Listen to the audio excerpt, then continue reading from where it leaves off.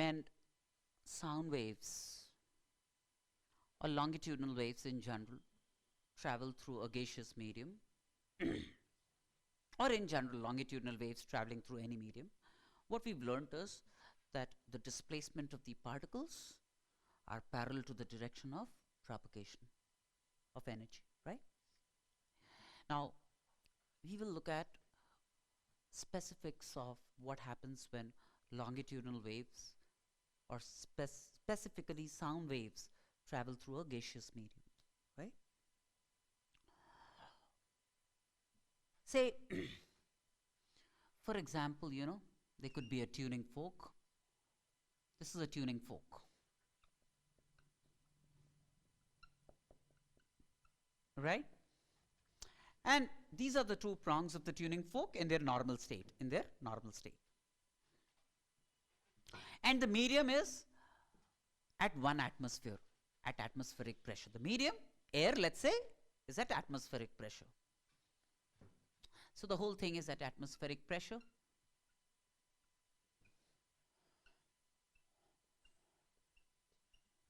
And the average separation of the molecules of air would be commensurate with atmospheric pressure. It's going to be the same everywhere. There is uniform separation, right? There is uniform separation of molecules of air.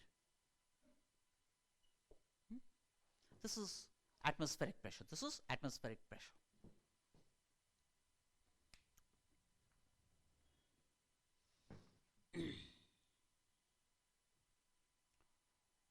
Now,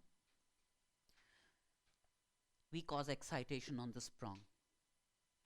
We cause excitation on this prong of the tuning fork, right? This is the state of the tuning fork, which is like in equilibrium. In equilibrium, EP, equilibrium position of this prong.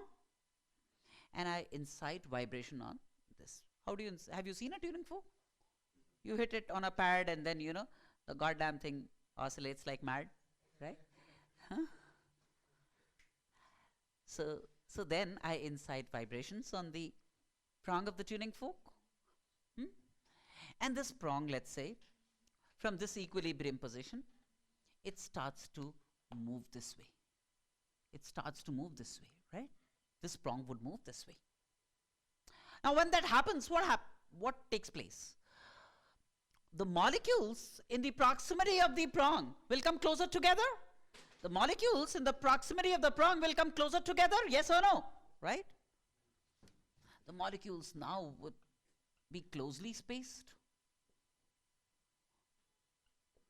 Sorry, it's a bad diagram. You can be a little more artistic while you're doing it in your notebooks. The molecules come closer together. When the molecules come closer together, average separation of molecules will decrease. The average separation of molecules will decrease. The pressure would increase in this region. The pressure would increase in this region. Yes or no? There is an increased pressure in this region while the prong is pushing the molecules like this. There is an increased pressure in this region. Right? This region of an increased pressure is called a compression. This region of increased pressure is called a compression. Is called a compression, right? High pressure. This is the region of high pressure. So what pressure I would be interested in? Pressure over and above atmospheric pressure. That would be of interest to me, right? The whole thing was at atmospheric pressure. Now, if I talk of the pressure, I will talk of the change in pressure over and above atmospheric pressure. I'll talk of delta P, which is pressure in excess of atmospheric pressure. If delta P is positive, pressure is higher than atmospheric pressure. If delta P is negative, the pressure is lower than atmospheric pressure, right? So in this region, in the region of a compression, delta P is positive. Pressure is higher than atmospheric pressure. The pressure in this region is higher than atmospheric pressure. Now, obviously, the prong will keep tilting to the right. It will create a region of compression, a region of high pressure, right? It will create a region of high pressure. Now, once the prong reaches its extreme state, it will then start to retreat. The prong will start to retreat then, right? When the prong starts to retreat, it will drag the molecules away. Right? If it drags the molecules away, it will create greater spacing amongst molecules. It will create greater spacing between the molecules. That means now spacing becomes more than what it was at atmospheric pressure. Right? When it's going in this direction, when it's getting back to its normal state, it's dragging the molecules away. The average spacing will increase in the molecules, right? If you can help me with that. Thank you so much. This will be a region of low pressure. This then would be a region of low pressure. Delta P would be negative. Pressure lower than atmospheric, right? Low pressure region. This was high pressure.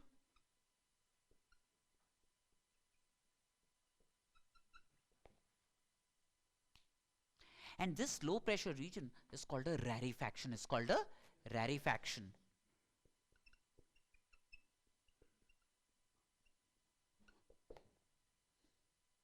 It's called a rarefaction. Now, by the time this rarefaction is produced, this compression, we call it a compression pulse. It would have pushed more particles down the line, and this compression pulse would have traversed to the right. This compression pulse would have traversed to the right, right? This guy goes back, then it comes back again. It creates another compression pulse, and that compression pulse again travels to the right. It goes inwards, it produces a rarefaction pulse, right? And by the time it goes this way, it produces a compression pulse, but this rarefaction pulse would have traversed to the right, right? So there would be alternate generation at the site of the tuning fork. There would be alternate generation of compression and rarefaction pulses. And these would propagate through the medium. The particles will oscillate like this, and the oscillations, the disturbance would traverse in the direction of propagation, in the direction of motion of the particles, creating a region of alternate compression and rarefaction. So, essentially then, let's say the medium would see, say, a rarefaction, then would see a compression, a rarefaction, a compression, then a rarefaction. Alternate compressions and rarefactions would be produced in the medium. Badly drawn diagram. Again, this is compression, high pressure, pressure higher than atmospheric. This is rarefaction. This is compression, rarefaction, and so on and so forth. If you could just do a better job in drawing this, right? So alternate compression and rarefaction regions are produced. And we say that there is a compression or a rarefaction pulse traversing through the medium in a longitudinal wave. Now, in a transverse wave, what was important for us? A transverse wave was predominantly characterized by displacement of particles from the mean position, right? That was important. Displacement of particles from the mean position, that was important for us to characterize a transverse pulse. However, longitudinal pulse, a longitudinal wave traveling through a gaseous medium, the displacements are not that important for us to characterize. The displacements of the particles from their mean positions are not important for us to characterize, but we must characterize this region by pressure changes produced at various points of that region. Pressure in excess of atmospheric, positive or negative, that are produced for various values of x, as a function of time. This is what we need, right?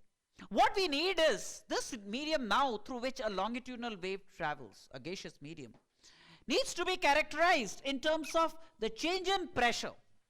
Delta P is pressure in excess of atmospheric, pressure in excess of atmospheric as a function of x and t, as a function of x and t. This is what I need. This is more important for me than the displacement description. I don't need a displacement description, I need a pressure description of this region. If it's a longitudinal wave traveling through the gaseous medium, right? The next few minutes, I'm going to tell you the pressure description of a region through which a longitudinal wave is propagating, assuming that the region is gaseous, right? This is what I'm going to do. Now, can I wipe this off? Huh?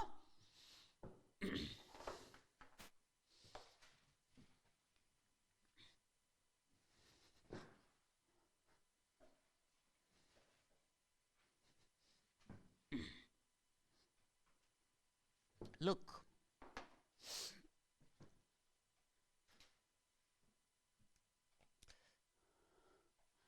this is the direction of propagation of a longitudinal pulse.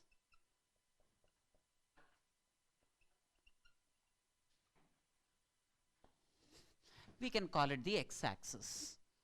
We can call it the x-axis. Air, let's say it could be air, for example, through which this longitudinal wave or a sound wave is traveling. Okay. Now, there is a particle at x. This is the mean position of that particle. This particle will execute SHM like this, right? It will have a rightward amplitude, it will have a leftward amplitude. Yes or no? It will have an amplitude S0, say. Angular frequency omega. Its SHM will be like this, right? It will go x0, x plus S0 and x minus S0 in this direction. This is what it would do.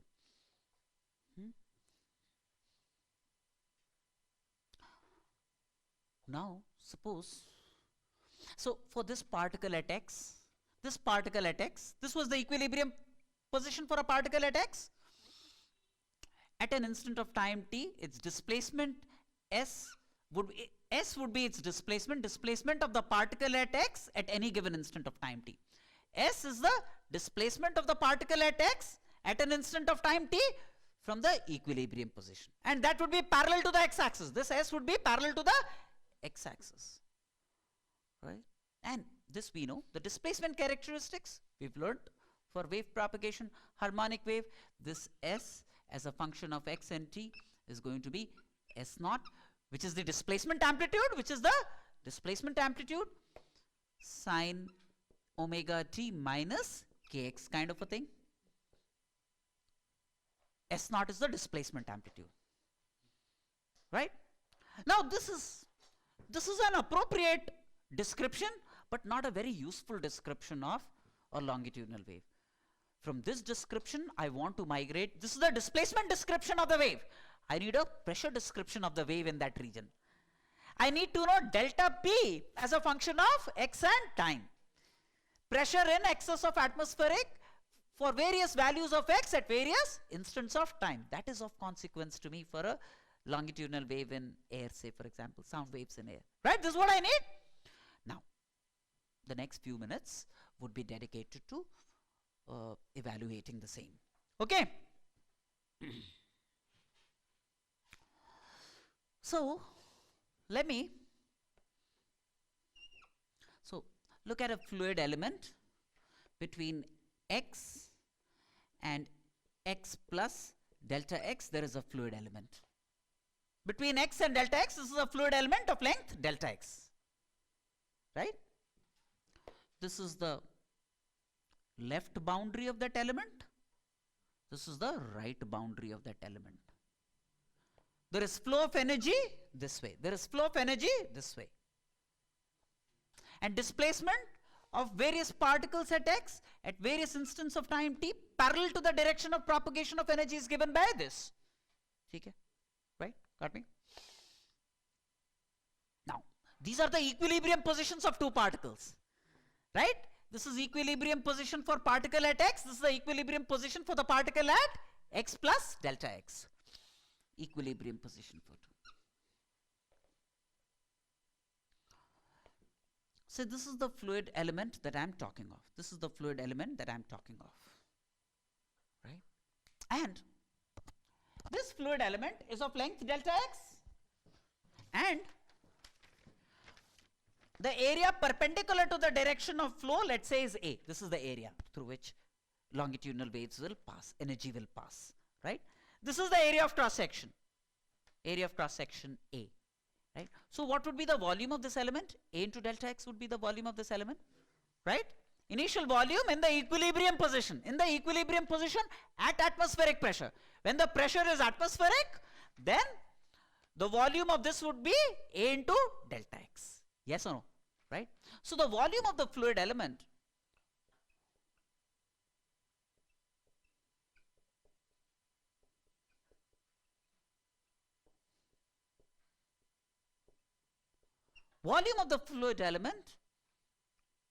under atmospheric pressure, P atmospheric, that's atmospheric pressure, is A delta x, which we call as V. The original volume at atmospheric pressure, right?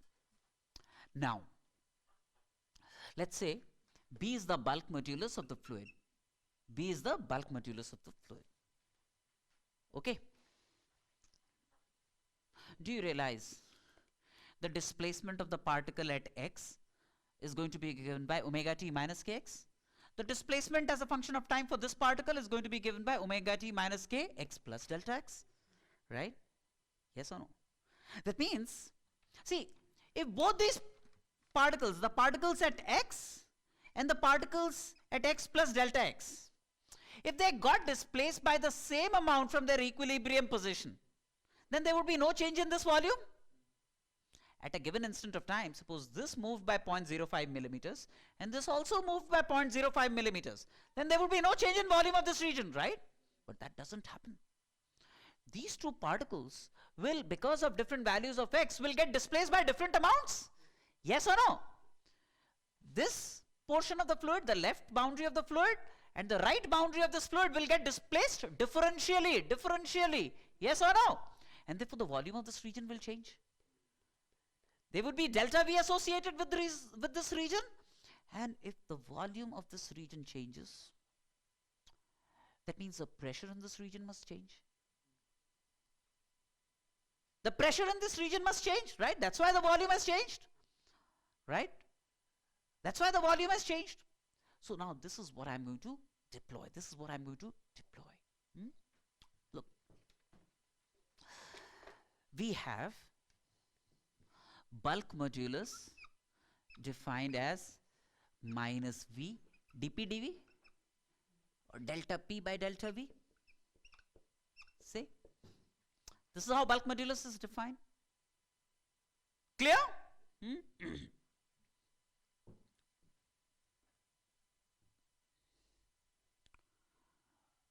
Now, how do I manage this? Delta P is what I need as a function of x and time. Delta P is what I need as a function of x and time. Yes or no? Yes or no? Delta P is what I need as a function of x and time. Delta P, you realize, is going to be minus B by V delta V, change in volume.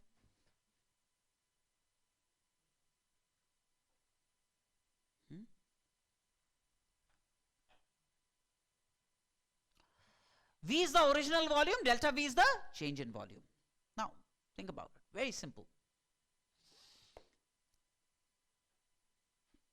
If at a certain instant of time, this gets displaced by an amount s, the particle at x, this left boundary has got displaced by an amount s at a certain instant of time t from its equilibrium position, right? And this boundary will not get displaced by the same amount s, right? Let's say this boundary gets displaced by an amount S plus delta S? If both were S, there would be no change in volume. Change in volume is because there is delta S. Both these boundaries, the boundaries at 1 and 2 have got displaced by different amounts, right? Do you realize the change in volume is related to delta S? Right? The change in volume is going to be A into delta S. A is the area of cross section. Change in volume is going to be because of delta S, right? Is going to be A into delta S is going to be the change in volume. Yes or no? Yes or no? Right? That's going to be the change in volume. Okay, so let me plug in the whole thing. B into change in volume is A into delta S, area of cross section of this fluid element, into delta S. Delta is the additional amount by which this boundary has got displaced, right? So I write this as A into delta S divided by the original volume. What was the original volume? A into delta X was the original volume. That's the change in pressure, right? A goes away. So then, change in pressure is minus B delta S by delta X. Yes or no? Do you all understand this characterization? I will now perform the last rites on this, but all good so far, right?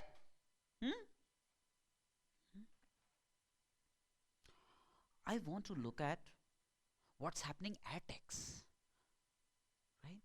If I want to know what is happening at X, I must cause delta X to tend to 0. If I make delta X smaller and smaller and smaller, then I would know what is happening at X, right? If I cause delta X to become smaller and smaller and smaller, then 2 will come closer and closer and closer to 1. And then this will become ds dx. If delta X tends to 0, this will become ds dx, yes or no?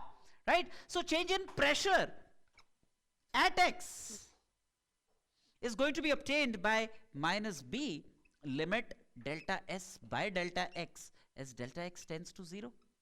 How about it?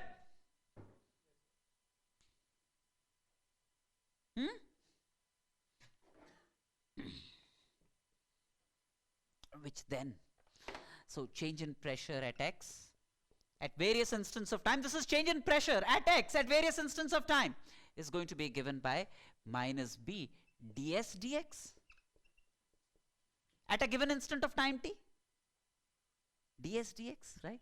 Or to be, since I'm talking at a given instant of time, I can say minus B dou s dou x, because at an instant of time t, I'm talking of change in pressure at X at an instant of time t. That means differentiate S with respect to X as if t is constant. So that's written as dou S dou X. What is S? Dou S dou X I can obtain from this. Dou S dou X I can obtain from this, yes or no? What's dou S dou X? Differentiate S with respect to X, keeping time constant.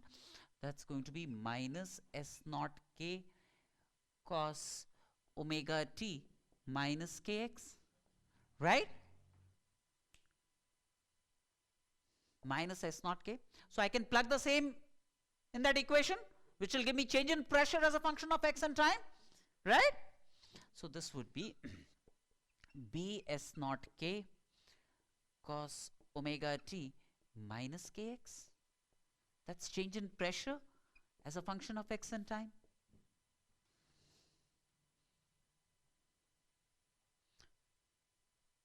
Yes or no?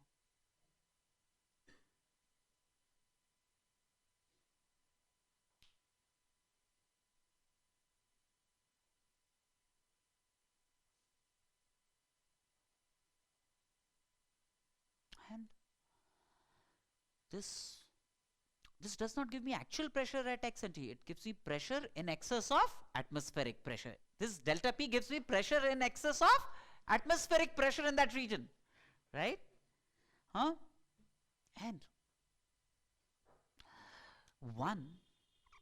there is a maximum delta P. This is my maximum delta P, which is called the pressure amplitude. This is my maximum delta P, which is the pressure amplitude, B S naught K. B K S naught. K is the wave number, B is the bulk modulus, S naught is the displacement amplitude. Delta P max is the pressure amplitude. This is the pressure amplitude.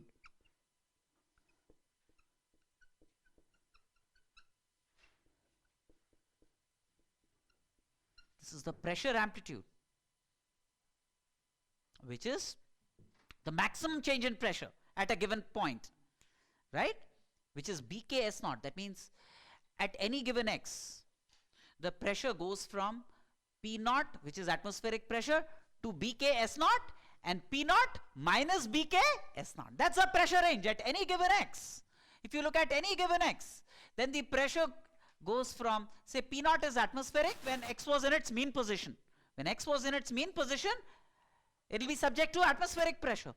And then it has a maximum which is like P naught plus BKS naught, and minimum which is like P naught minus BKS naught. That's a pressure regime prevalent at any x. At any x, this is the range of pressures. P naught minus BKS naught to P naught plus BKS naught. BKS naught is the pressure amplitude. BKS naught is the pressure amplitude. What is S naught? It's the displacement amplitude. S naught is the displacement amplitude. BKS naught is the pressure amplitude. So this is like BK into S naught, which is displacement amplitude.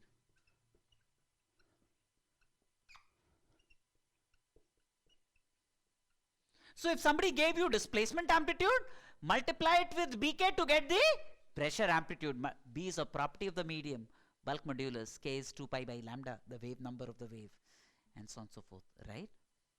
So to get the pressure amplitude, you multiply the displacement amplitude with BK to get the pressure amplitude. Yes or no, right? Also notice, the displacement is characterized as S naught sine omega t minus kx. The change in pressure as a function of x and time is like delta P max, which is pressure amplitude. Delta P max, that's the pressure amplitude, into cos omega t minus kx, cos omega t minus kx, which is sine omega t minus kx plus pi by 2, which can be written as sine, the cos can be written as sine omega t minus kx plus pi by 2, right? This is the displacement pulse. This is the pressure pulse. The pressure pulse is ahead of the displacement pulse by 90 degrees. The displacement pulse and the pressure pulse and the displacement pulse differ in phase by 90 degrees, 90 degrees.